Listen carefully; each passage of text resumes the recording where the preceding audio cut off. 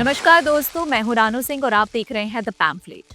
दोस्तों, Bharatiya Janata party BJP 17 सितंबर को Hyderabad liberation day के रूप में मनाने जा रही है। 17 सितंबर 1948 को ऑपरेशन पोलो नामक सैन्य कार्रवाई के बाद हैदराबाद रियासत का भारत में विलय हुआ था। इस दिन को कांग्रेस सरकार प्रजा पालन दिवस या पीपल्स गवर्नेंस डे के रूप में मानती है और बीआरएस इसे नेशनल इंटीग्रेशन डे के रूप में मानती थी। लेकिन बीजेपी तेलंगाना ने हैदराबाद के विलय के दिन को राष्ट्रवाद के साथ जोड़ा है और इसे हैदराबाद लिबरेशन डे के रूप में मना रही है।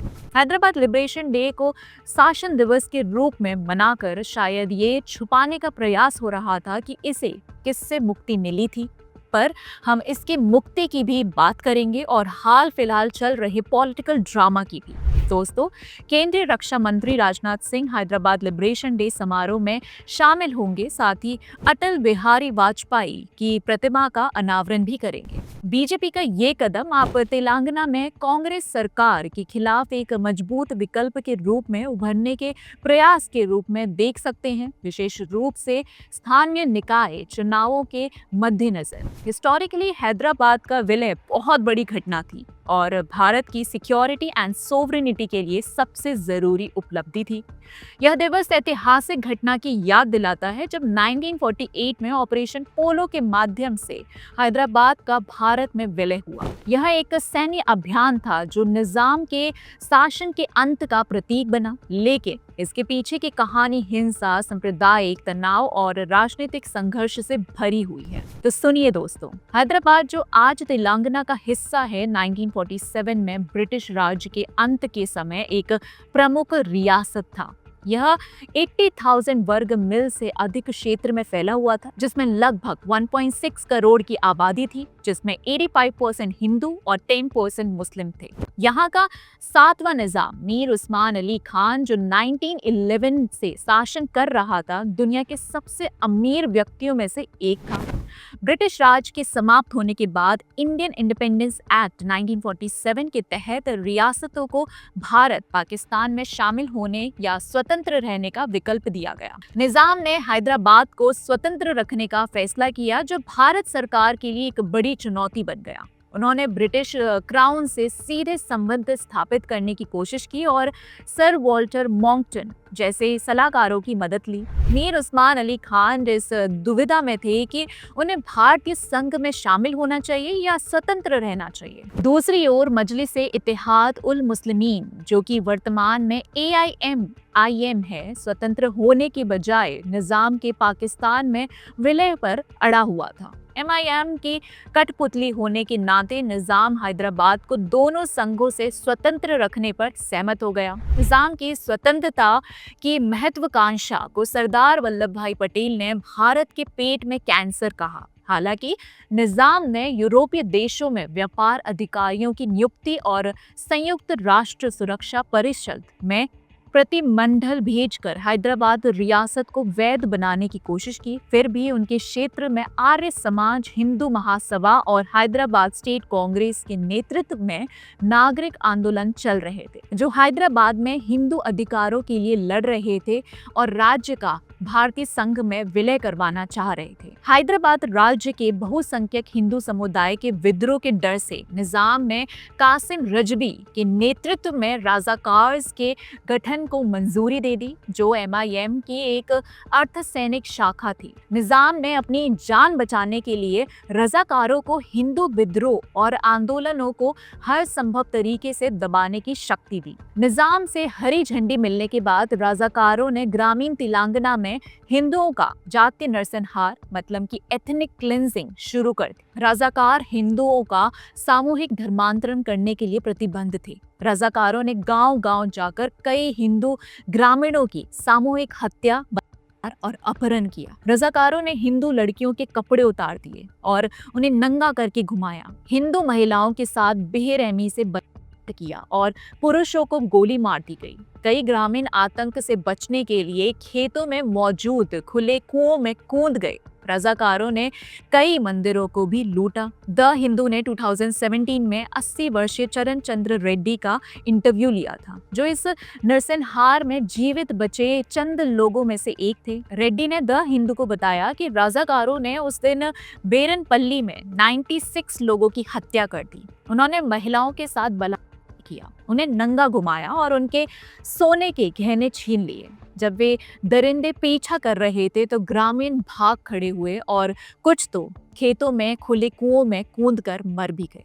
रजाकारों की जुल्मों की बात करते हुए एक पीड़ित एन मल्ल्या ने बताया कि उन्होंने सब कुछ लूट लिया। हथियार बंद लोगों ने महिलाओं के साथ छेड़छाड़ की, भेड़ों को मारा और सिर्फ मनोरंजन के लिए स्वस्थ पुरुषों को मार डाला।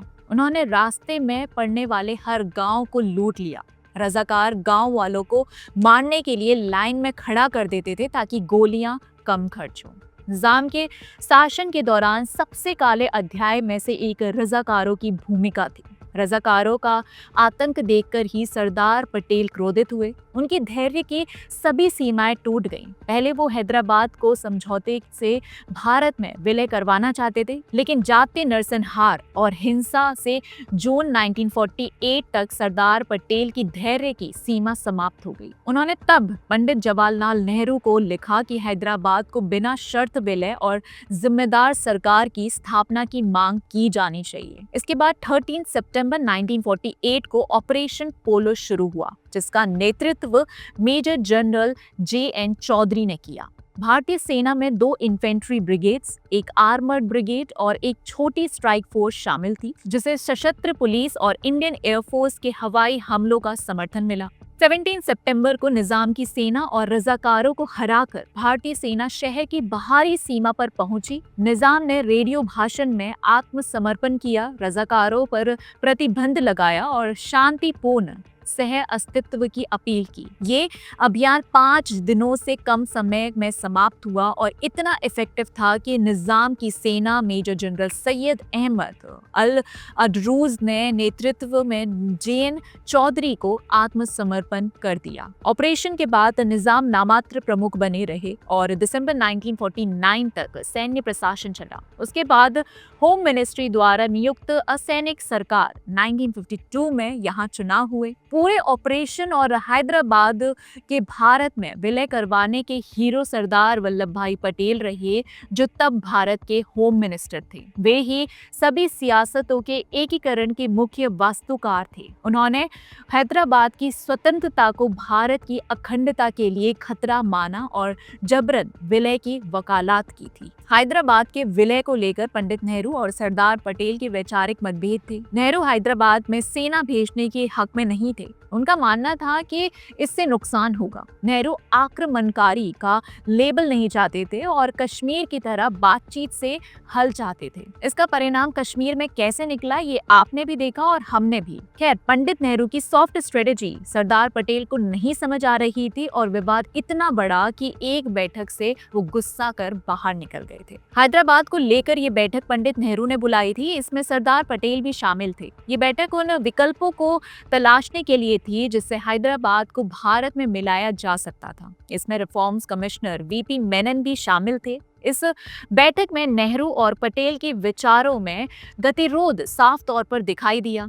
इसका नतीजा ये हुआ कि पटेल बीच बैठक में ही बाहर आ गए। इसके बाद उनके पीछे पीछे मेनन भी बैठक से बाहर निकल आए।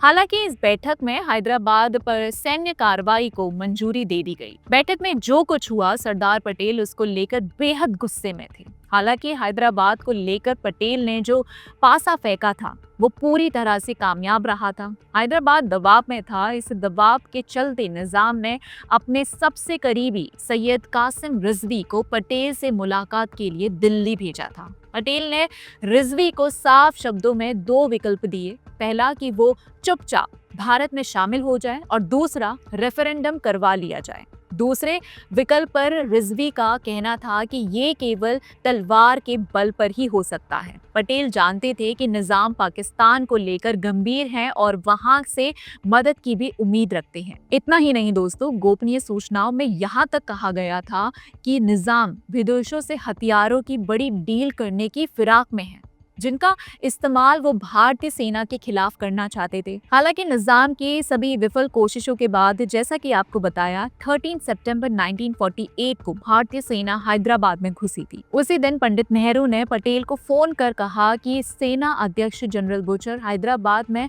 सैन्य कार्रवाई को रुकवाना चाहते हैं, वो क्या करें।